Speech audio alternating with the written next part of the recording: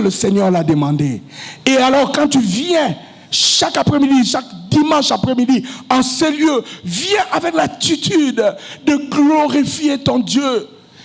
Ce matin, quand je me réveillais, j'ai vu un rêve. J'étais en train d'aller à l'église. Et les gens me demandaient, les gens se posaient des questions. Qu'est-ce que j'allais faire? Et une voix est sortie de moi. Une voix est sortie de mon cœur. Une voix qui disait, laissez-moi aller adorer mon Dieu. Alléluia. Je ne sais pas si tu viens aussi avec cette attitude. Je t'invite chaque soir, chaque après-midi du dimanche de venir avec cette attitude de te rabaisser devant le Seigneur et de venir le contempler. Même si tu es riche, même si tu as des beaux habits, même si tu as des grands bijoux, des grands parfums qui coûtent cher, laisse-moi te dire que rien ne vaut l'adoration rendue à Dieu. Amen. Rien ne vaut l'adoration, car la parole dit, Dieu cherche. Dieu cherche. Non pas ceux qui ont des grands habits, non pas ceux qui ont des grandes maisons, non pas ceux qui ont des grandes voitures, des voitures de luxe, des bolides, non pas ceux qui s'habillent trop bien, non pas ceux qui se maquillent trop bien, non pas ceux qui sont trop beaux, non pas ceux qui sont trop belles, non pas ceux qui sont trop élancés, non pas les basketteurs, non pas les sportifs. Dieu, il cherche ceux qui l'adorent. Alléluia. Ceux qui l'adorent en esprit et en vérité. Et c'est cela que Dieu visite. Alléluia. Et c'est cela que Dieu bénit quand il vient, quand il descend dans sa présence. Alors je vais t'inviter, quand tu arrives en ce lieu, n'arrive pas en spectateur, arrive en adorateur. Arrive en contemplateur. Celui qui contemple, et tu ne manqueras pas d'être béni. Amen. Acclamons très fort la parole du Seigneur. Acclamons très fort. Innovation pour le Seigneur. Innovation. Innovation pour les très hauts. Voilà innovation. Innovation pour les très hauts. Voilà innovation. Innovation pour les très hauts. Voilà innovation. Alléluia. Amen. Oui, nous pouvons nous rasseoir sans plus tarder. Nous passons directement à la parole. Vous savez, je veux faire le pont entre ce que on nous a prêché les 3 derniers dimanches et ce que nous avons commencé, l'enseignement que nous avons commencé à prêcher. Je fais d'abord le pont et après je vais faire le rappel et après nous allons continuer dans notre enseignement. Amen. Alors, la semaine passée, on nous a prêché sur la foi. Le pasteur Michel Bamoy a dit que la foi a 2 ennemis et la foi a 2 compagnons. Les ennemis de la foi, il les a cités, c'est la peur et le doute. Et les compagnons de la foi, il les a cités aussi. Premièrement, c'est la confession et la déclaration.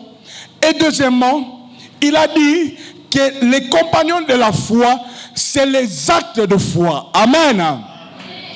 Oui, tu ne peux pas dire que tu as la foi sans déclarer ta foi, sans manifester ta foi. Je vous rappelle notre enseignement de l'année passée, peut-être même vers la même période. Nous avons parlé de l'enseignement. Nous avons parlé du pouvoir de la langue, du pouvoir de la pensée et du pouvoir de l'action. C'est-à-dire, en tant que chrétien, quand tu as ta foi, de la même façon que tu pêches par les pensées, de la même façon que tu pêches par la parole, de la même façon que tu pêches par les actes, de la même façon, tu as le pouvoir par ces moyens. Le pouvoir de la pensée. C'est-à-dire, quand tu écoutes la parole de Dieu, parce que la Bible dit, la foi vient de ce que l'on entend, et ce que l'on entend vient de la parole de Dieu. Alléluia. Quand tu entends, quand tu écoutes la parole de Dieu, et que cette parole entre en toi, il faut maintenant que cette parole prenne forme, ressorte dans une forme. Et la première forme, c'est-à-dire la parole, doit sortir par la confession et la déclaration. Bien-aimé, l'année passée, j'avais parlé du pouvoir de la parole. C'est-à-dire, chaque matin, quand tu termines de prier, ou bien chaque nuit, ou bien chaque soir, chaque moment, quand tu termines de prier, prends toujours le temps de déclarer ce à quoi tu crois. Alléluia. Est-ce que tu me saisis? Prends toujours le temps. Je te dis pourquoi tu dois prendre le temps. Parce que la Bible dit, il annonce dès longtemps ce qui doit arriver. La Bible dit encore que c'est la parole qui crée. La Bible dit encore que la vie et la mort sont au pouvoir de quoi? Alors, je ne sais pas pourquoi toi tu fainéantes. Moi, je vous ai toujours donné mon exemple. Je vous ai dit que on m'avait escroqué. Je suis arrivé, j'ai fini tout l'argent. Mais à un moment donné, le Seigneur m'a dit, non, il y a la parole. Même si on t'a escroqué, on a fini ton argent. Toi, prends seulement la parole. Commence à déclarer. Et je prie ce verset de Joël qui dit que le Seigneur m'a fait oublier les années qu'on dévorait, les sauterelles. Ma femme est là présente. Elle sait de quoi je parle. J'ai pris cette parole. J'ai commencé.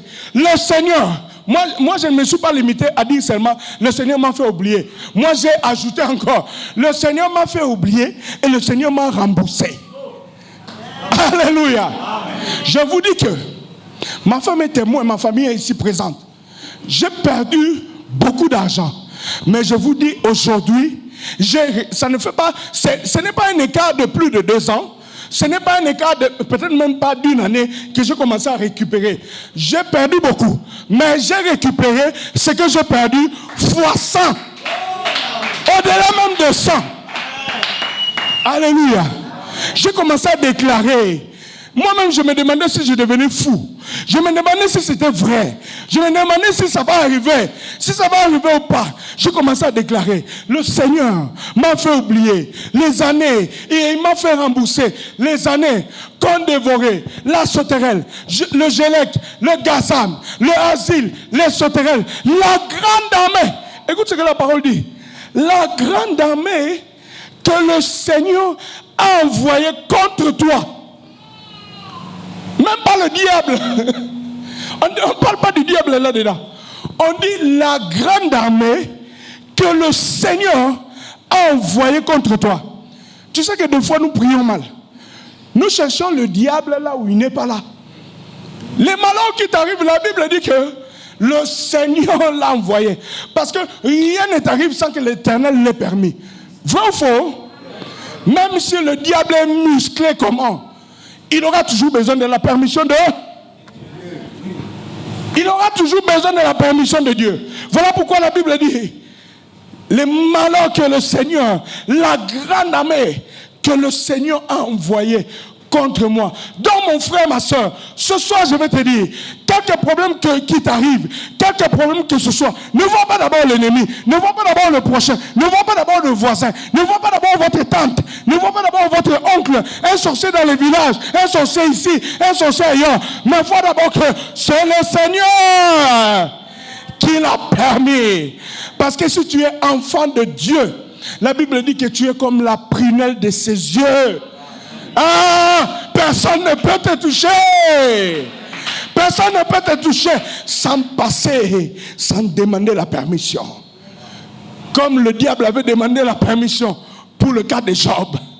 Même pour Jésus, avant de venir tenter Jésus, Le diable avait demandé la permission. Il est passé dans le conseil du Très-Haut. Alléluia. Alors, chaque matin, mon frère, chaque matin, ma soeur, quand tu termines de prier, ne te lève pas comme le coq. Tu vas. Tu commences à circuler. Tu prends les assiettes, tu prends la brosse, tu vas. Non. Prends le temps de déclarer sur ta vie. Et tu vas voir que ce que tu as déclaré, ce que tu vas déclarer sur ta vie va commencer à prendre forme. Ça va commencer à prendre forme. Petit à petit. Oh, comme la prophétie d'Ézéchiel que nous avons lu la fois passée. Dans Ézéchiel 47. Cette parole-là, déclarée. Les os ont commencé à se rassembler. Les nerfs ont commencé à monter. La chair a commencé à revêtir les nerfs. Et la peau a revêtu les nerfs. Alléluia. La parole, c'est la parole qui crée. Rien d'autre. Alors, la foi se manifeste par la déclaration et la confession. Et la foi ne s'arrête pas par là. La foi se manifeste aussi par les actes. C'est comme ça que la Bible dit, celui qui n'a pas la foi, celui qui n'a pas les actes, ne considérons pas qu'il a aussi la foi. Parce que la foi doit se manifester par les actes. Et la bonne religion, la Bible dit, la bonne religion, c'est de manifester l'aide que vous donnez aux autres, aux veuves et à l'orphelin. Là, je paraphrase Jacques et Jean. Alléluia. Donc, la foi doit être manifeste. Alors, c'est pour cela, j'entre directement dans un principe, parce que nous avons commencé à parler des principes bibliques de l'argent.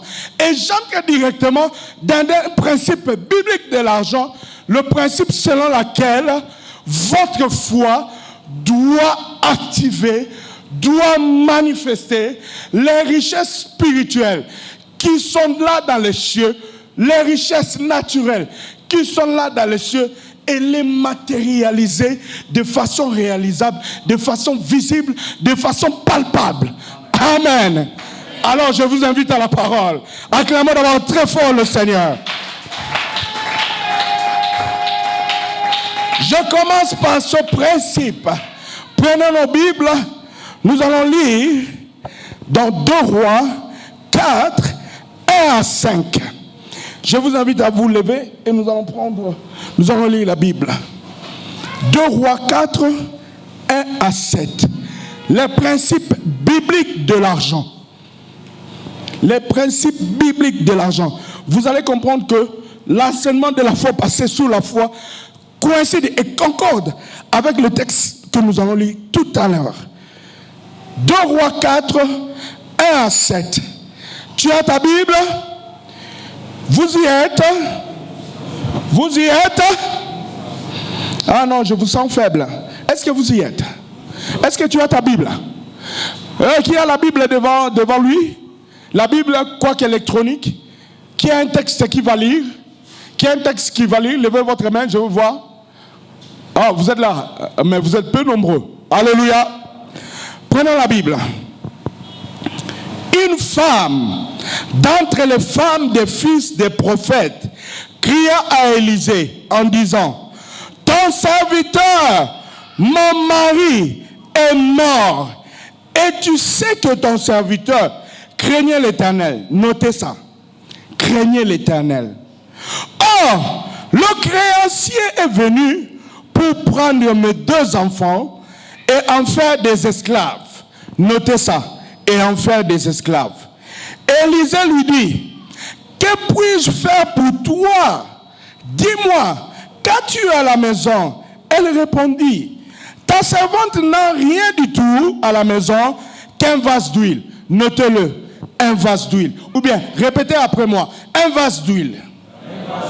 Un vase d'huile.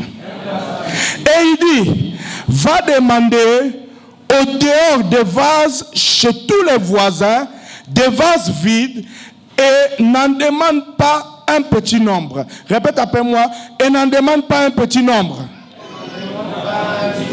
Et n'en demande pas un petit nombre. Quand tu seras rentré, tu fermeras la porte sur toi et sur tes enfants. Tu verseras dans tous ces vases et tu mettras de côté ceux qui seront pleins. Alors elle le quitta. Elle ferma la porte et elle et sur ses enfants. Il lui présentait les vases et elle versait. Répète après moi, et elle versait. Lorsque les vases furent pleins, elle dit à son fils, présente-moi encore un vase. Mais il lui répondit, il n'y a plus de vase. Répète après moi, il n'y a plus de vase. Il n'y a plus de vase. Et lui, il s'arrêta. Répète, et lui, il s'arrêta.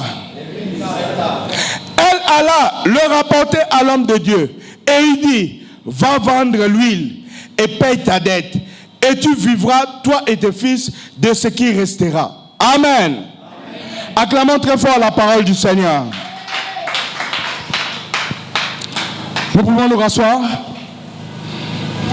Alors, juste pour te contextualiser cette histoire, il y avait une femme, servante ou femme à un serviteur de Dieu, un serviteur, un fils de prophète, donc un serviteur du prophète Élisée.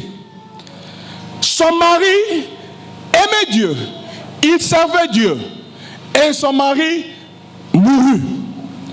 Quand le mari meurt, il laisse la dette, malgré sa sainteté, malgré qu'il aimait le Seigneur, il a laissé une dette. Alléluia. Vous saisissez? Il a laissé une dette. Alors, en laissant sa dette, il a laissé un créancier qui réclamait la dette. Et aussi, il a laissé les enfants, un garçon et 2 filles. On ne parle pas du garçon, mais vous allez lire, on parle du fils. Le fils qui versait dans les bouteilles d'huile. Alors, maintenant le créancier, l'homme à qui le mari devait, a commencé à réclamer sa dette. Malgré que le papa était saint, malgré que le papa priait, il priait beaucoup, il aimait Dieu, il craignait Dieu, comme sa femme l'a dit au prophète Élisée. Il craignait Dieu. Et le créancier a commencé à réclamer son argent. Il a commencé à réclamer sa dette. Et il est venu chez la dame. Il a demandé à la dame, comme tu ne peux pas, tu ne sais pas me servir, me rembourser ma dette, je veux prendre tes 2 filles. Pourquoi il n'a pas demandé les fils? Pourquoi il a demandé seulement les filles? Alléluia. Entre parenthèses, l'esclavage sexuel. Parce qu'il sait que avec les filles, il peut facilement rentabiliser la dette que le papa devait. Il peut facilement rembourser cette dette. Alléluia. Pourquoi pas les fils et seulement les filles? Entre parenthèses, l'esclavage sexuel. Alors, maintenant, la dame est partie pleurer auprès du patron, du chef de son mari défunt. Son mari qui est mort. Elle dit à Élisée, voilà le créancier, il est en train de demander, il est en train de réclamer sa dette, il veut prendre mes filles en esclavage. Et voilà qu'Élisée, rempli du Saint-Esprit, donne à la femme pas de l'argent pour rembourser au créancier, pas un objet de valeur pour rembourser au créancier, parce que le monsieur réclamait de l'argent. Si pas de l'argent, un objet de valeur qui pouvait remplacer son argent. Voilà pourquoi il a visé la fille.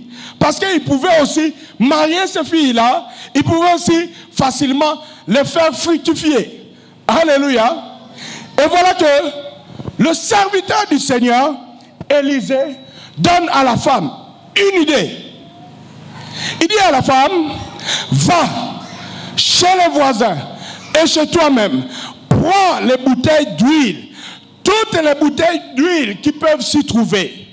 Alors, avec la bouteille d'huile que tu as à la maison, parce que la dame avait dit qu'elle n'a qu'une seule bouteille d'huile, et le prophète lui dit, commence à remplir les bouteilles, chaque bouteille que tu vas prendre chez les voisins, que tu vas prendre autour de toi, commence à remplir.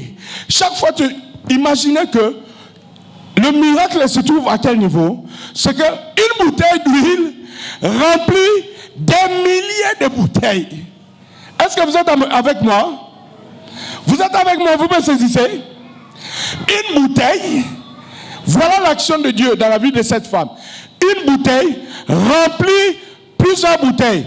Et remarquez avec moi que là où la dernière bouteille fut remplie, l'huile ne coula plus de la bouteille de la femme. C'est-à-dire, l'action de Dieu dépendait, le miracle de Dieu dépendait de la capacité de la dame à amener les bouteilles. Vous êtes avec moi? Vous êtes d'accord avec moi? Tant que la femme amenait 10 bouteilles, c'était 10 bouteilles qui étaient remplies. Tant qu'elle amenait 100 bouteilles, c'était 100 bouteilles qui étaient remplies. Quand elle amenait 1000 bouteilles, c'était 1000 bouteilles qui étaient remplies. Alors, je veux d'ores et déjà te dire ce soir que l'action de Dieu dans ta vie dépend aussi de ta capacité à être disponible. Alléluia. Si tu es disponible pour que Dieu t'utilise jusqu'à 1000, Dieu va t'utiliser jusqu'à 1000. Est-ce que tu me saisis? Si tu es disponible, que Dieu t'utilise jusqu'à 10. Si tu t'arrêtes à 10, Dieu va t'utiliser jusqu'à 10. Si tu es disponible, que Dieu t'utilise jusqu'à 100 000, Dieu va t'utiliser jusqu'à 100 000. Donc, quelque part là, c'est comme ça que je vous ai dit. Je parlais de ce principe-là, que le pouvoir de l'argent, le pouvoir de multiplier, n'est pas seulement entre les mains de Dieu. C'est aussi entre tes mains. Le pouvoir de multiplier, l'argent, n'est pas seulement entre les mains de Dieu. C'est aussi entre tes mains. Alléluia. Donc, chaque fois que tu seras disponible, que ce soit dans le domaine spirituel, que ce soit dans le domaine physique, que ce soit dans le domaine matériel, chaque fois que tu vas te disponibiliser, Dieu va t'utiliser. Si tu n'es pas disponible, Dieu va aller ailleurs. Il va utiliser une autre personne. Alors ce soir, je t'invite à être disponible au nom de Dieu. Sois disponible pour que Dieu t'utilise au nom de Dieu. Alléluia. Alors, quelques leçons à retenir de cette histoire. Je vous ai parlé tout à l'heure du principe de ramener les choses, les bénédictions spirituelles au niveau matériel, au niveau visible, au niveau palpable, au niveau réalisable. C'est-à-dire, Dieu, il a déjà béni. Dieu, il a déjà agi. Beaucoup de richesses de Dieu sont là dans la nature, sont là dans le spirituel, sont là disponibles. Le problème, c'est que l'homme n'est pas souvent disponible pour activer. J'utilise le terme activer, c'est-à-dire activer les choses qui sont invisibles pour qu'ils deviennent visibles. C'est ce qui nous manque souvent. Dieu est disponible. Dieu est là. Il t'attend. Il est prêt à agir. Il est prêt, que ce soit dans le domaine spirituel, que ce soit dans le domaine physique, que ce soit dans le domaine d'argent, que ce soit dans n'importe quel domaine, quand Dieu a promis, sache que la provision est là. La provision est disponible. Il suffit seulement que toi tu actives cette richesse que Dieu a disponibilisée pour que ça soit visible, pour que ça soit matériel, pour que ça soit réalisable, pour que ça soit palpable. Amen. Amen. Laisse-moi te parler de l'histoire d'Abraham. Tu sais, Abraham, tu vas le lire dans le livre de Genèse 18, à partir du verset 1 jusqu'à 17. Abraham avait reçu la promesse. Il avait reçu la promesse de Dieu d'avoir un enfant. Dieu lui a promis, Pour ton information, entre le moment que Dieu a promis à Abraham et le moment où il a réalisé sa promesse, il s'est passé 25 ans. 25 ans d'attente, 25 ans d'espérance et 25 ans de promesse. Et l'histoire de Genèse 18 se passe vers la fin de 25 ans. Parce que c'est juste une année avant que Isaac ne puisse naître. Écoute ce qui s'est passé pour t'illustrer ce principe d'activation des choses invisibles, des choses spirituelles, afin qu'ils deviennent visibles, matériels, réalisables, palpables. Abraham était là assis devant sa maison pendant qu'il a vu 3 hommes en train de passer. Et en voyant ces 3 hommes, Abraham a discerné que ces 3 hommes viennent de loin.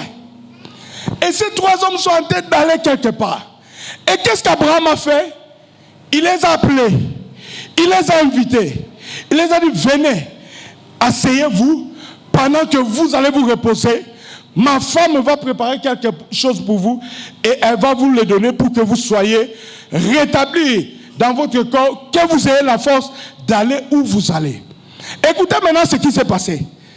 Je ne sais pas si ces 3 hommes avaient des signes qu'ils étaient envoyés de Dieu. C'était 3 anges, c'était 2 anges avec Dieu lui-même. Parce que quand vous lisez dans les textes, vous voyez qu'Abraham parle à la personne, il l'appelle d'abord Seigneur et il l'appelle d'abord Dieu. Alors, ces 3 hommes se sont assis. Quand ils se sont assis, Abraham a commencé à parler avec eux. Il les a donné la nourriture. Ils se sont rassasiés. Et en voulant partir, ils ont laissé une bénédiction. Ils ont dit, voilà Abraham, comme tu nous as fait arrêter, comme tu nous as fait attendre en ce lieu, tu nous as ravitaillés pour que nous ayons la force d'aller où nous allons.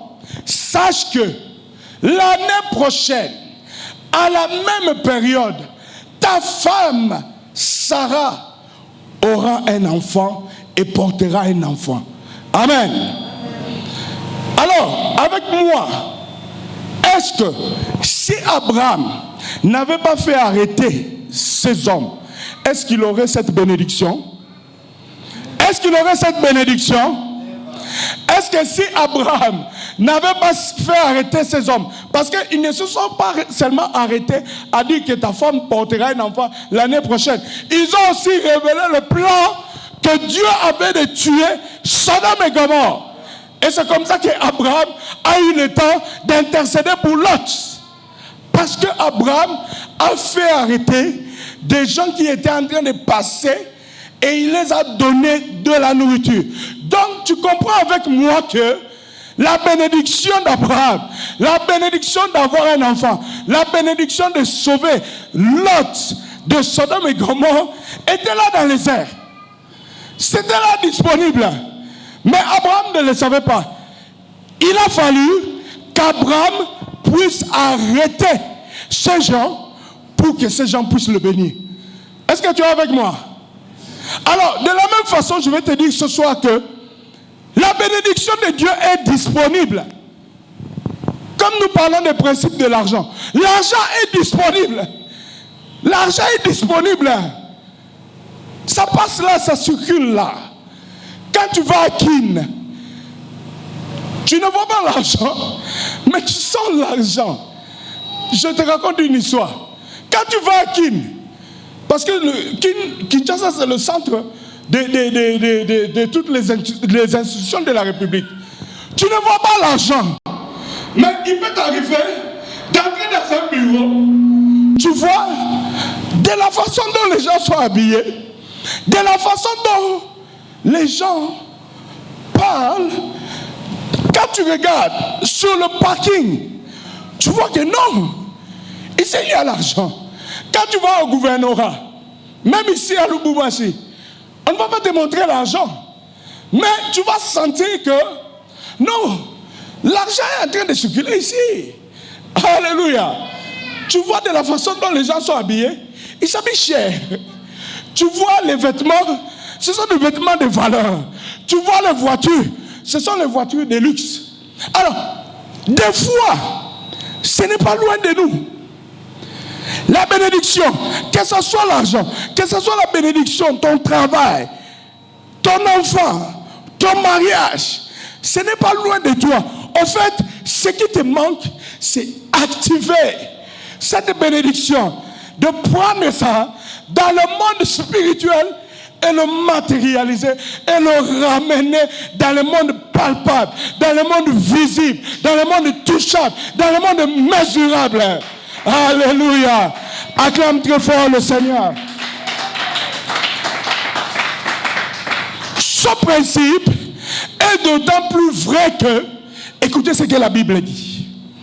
Je vous amène dans Ephésiens 1:3. Et puis je vais vous amener dans Matthieu 5:45. Vous allez lire, vous allez écouter ce que la parole dit. Écoutez ce que Ephésiens 1:3 dit. Tu es avec moi? Vous y êtes? Vous y êtes? Acclamez très fort le Seigneur.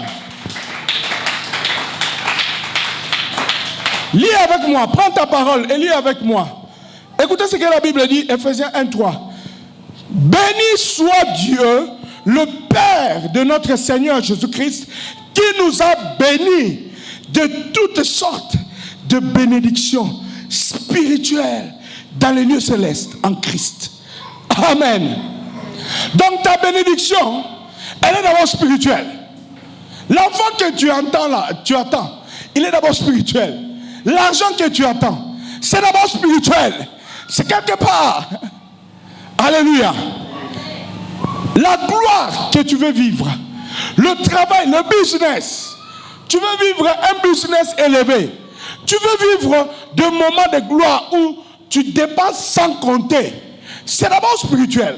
La Bible dit que nos bénédictions sont spirituelles dans les lieux célestes.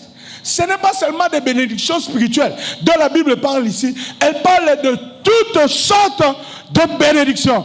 Donc que ce soit l'argent, que ce soit le travail, que ce soit les vêtements, que ce soit tout ce que tu désires, tout ce que tu demandes, tout ce à quoi tu aspires, c'est dans le lieu spirituel. C'est dans le lieu spirituel. Et j'ai toujours dit dans cet enseignement que Dieu ne te prive pas de cette bénédiction à quoi tu aspires.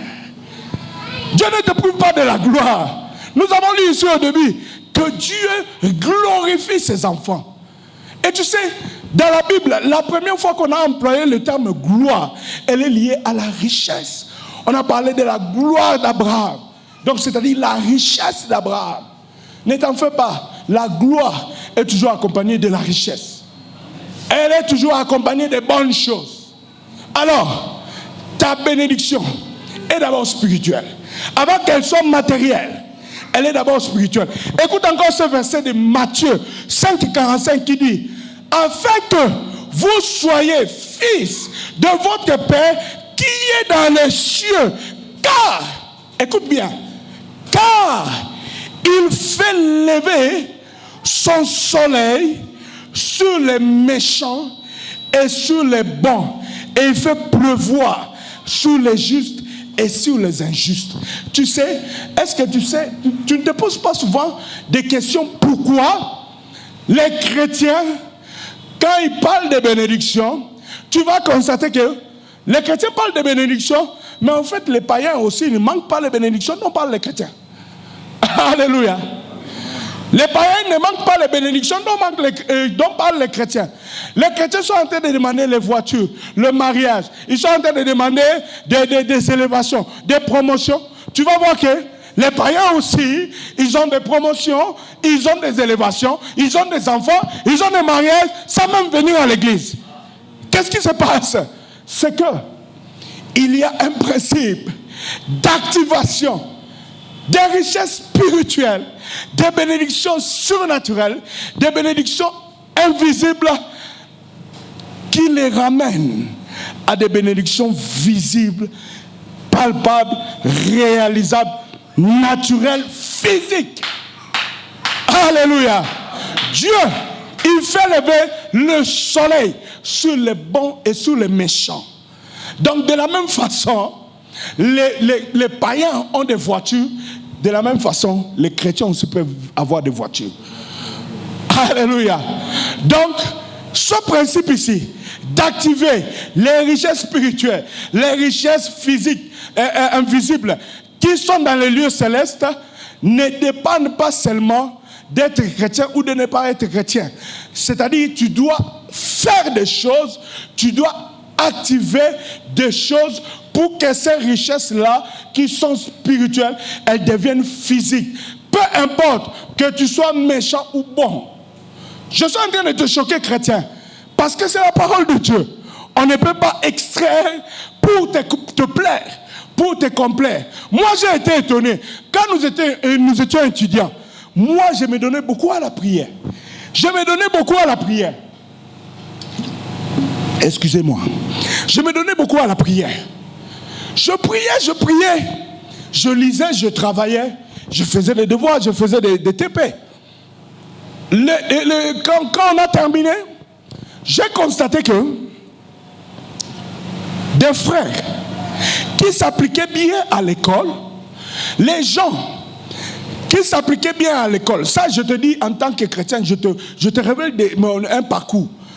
Les gens qui étaient appliqués à l'école, les gens qui faisaient les TP, les gens qui faisaient les devoirs, je fais allusion à André s'il m'écoute, il peut témoigner.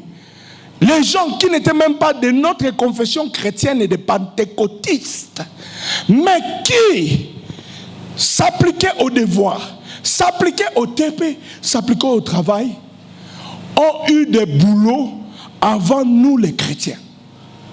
Moi, ça m'a révolté. Je me suis dit, oh, Dieu, moi, je me sacrifie.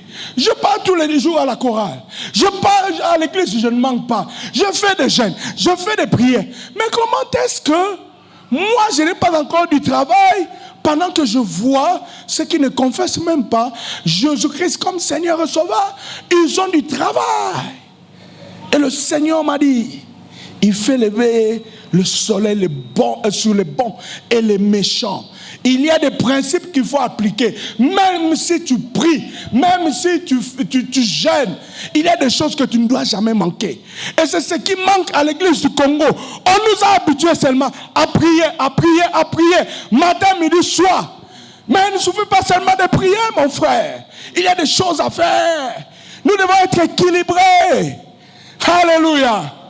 Alors je vais passer rapidement et terminer par là. Les 4 choses à faire souvent pour matérialiser les bénédictions qui sont spirituelles. L'argent qui est dans les airs, l'argent qui est dans les bureaux, l'argent qui est entre les mains des païens, et les matérialiser, que ce soit à toi. Il y a des choses à faire. Il y a des choses à faire. Ce n'est pas seulement la prière. Tu peux jeûner et prier. Mais je l'ai toujours dit, jeûner et prier, c'est bon. Mais chaque chose, chaque bénédiction dans la Bible a sa clé. Si tu veux devenir saint, tu dois jeûner et prier et beaucoup obéir. Mais si tu veux devenir riche, tu dois travailler. Tu dois chercher l'argent. Tu dois travailler. Tu dois travailler. Si tu veux accéder à certains niveaux, ce n'est pas seulement la prière et le jeûne. Il y a des choses à faire. Alors, bien sûr, nous devons être équilibrés. Tu sais, comme la Bible dit que ces bénédictions-là sont spirituelles, c'est-à-dire, tout doit commencer par la prière. Nous ne devons pas extraire la prière de notre vie à nous les chrétiens. Parce que même ces richesses-là, qui sont spirituelles, elles sont souvent bloquées par des autorités spirituelles du monde de Satan. Il ne suffit pas seulement de travailler. Tu peux aussi travailler, mais tu peux aussi être soumis à des autorités spirituelles qui bloquent ta richesse, qui bloquent ton argent, qui bloquent ton élévation dans le monde spirituel. Voilà pourquoi, parmi les clés qu'il faut appliquer pour matérialiser ce qui est invisible, à le faire devenir visible, il faut d'abord commencer par la prière. Alléluia. Tu commences par la prière. Et après la prière, tu tu dois aller chercher ou te former. La recherche et la formation. Si tu es formé, tu dois chercher. Si tu cherches, tu dois te former. Est-ce que tu me suis? Si tu veux devenir expert en quelque chose, tu dois te former. Chacun a son don. J'ai entendu sur Internet, on a dit, oh, nous tous, nous commençons à devenir pasteurs, nous tous, nous voulons devenir pasteurs. Ce n'est pas mauvais. S'il a son appel de devenir pasteur, il doit se former à devenir pasteur. S'il a son appel à devenir forgeron, il doit se former à devenir forgeron. Ne le privez pas d'aller faire la théologie, parce qu'il est appelé à être pasteur. Alléluia. Donc, après la prière, tu ne dois pas t'arrêter à la prière. Tu dois descendre sur le terrain. Tu dois chercher, tu dois te former. Alléluia. Tu dois chercher, tu dois te former. Après avoir cherché, après t'être formé, tu dois travailler. Alléluia. Et quand tu vas travailler, après avoir travaillé, le revenu que tu auras, ne manque pas dans le revenu que tu auras de faire le don.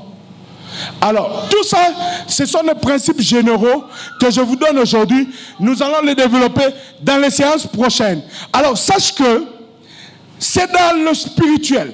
Ton argent est dans le spirituel. Ta bénédiction est dans le spirituel. Ton élévation est dans le spirituel. Il y a des choses que tu dois faire. Tu ne dois pas rester seulement à prier, à gêner.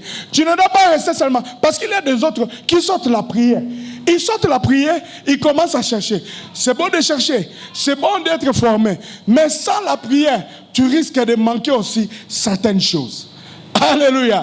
Donc nous, en tant que chrétiens, nous devons être équilibrés. Nous devons être équilibrés pour ramener ce qui est dans le monde spirituel, le ramener dans le monde physique.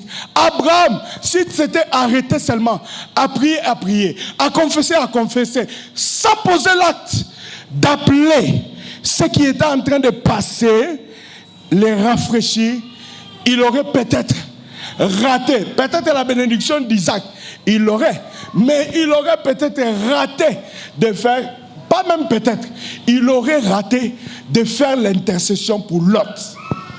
Est-ce que tu me saisis? Parce que la révélation de Lot n'était pas dans une promesse.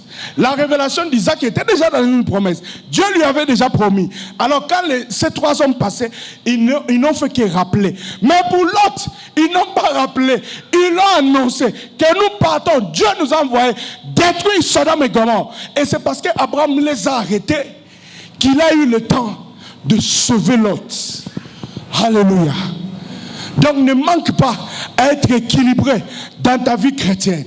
Si tu pries, après avoir prié, va chercher, va te former. Après t'être formé, va chercher du travail. Quand tu as du travail, après avoir travaillé, tu n'es pas obligé seulement d'être engagé dans une société. Tu peux créer ton propre business. Et quand tu crées ce business, tu auras un revenu. Et ce revenu-là, c'est ça qui va te permettre de s'aimer pour avoir encore beaucoup. Alléluia. C'est ça qui va te permettre de s'aimer pour la continuité, pour que tu ne manques pas prochainement, pour que tu ne sois pas dans le besoin. C'est ce fruit de ce travail que tu vas faire qui va te permettre de prendre pour toi, de consommer pour ta famille, de donner à l'église, de s'aimer pour la génération future. L'herbe est sèche, la fleur tombe, mais la parole de Dieu demeure éternellement. Amen. Lèvons-nous, nous allons prier. Lèvons-nous, nous allons prier. Lèvons-nous, nous allons prier. Alors tu vas parler selon ce que le Saint-Esprit a mis dans ton cœur et tu vas révéler, tu peux même déclarer, tu peux même confesser, tu peux même avoir maintenant des révélations à des actes que tu vas s'aimer dans les jours qui viennent. Aujourd'hui, demain et après-demain. Les actes que tu vas poser pour transformer les richesses spirituelles en richesses physiques. Nous prions au nom de Jésus.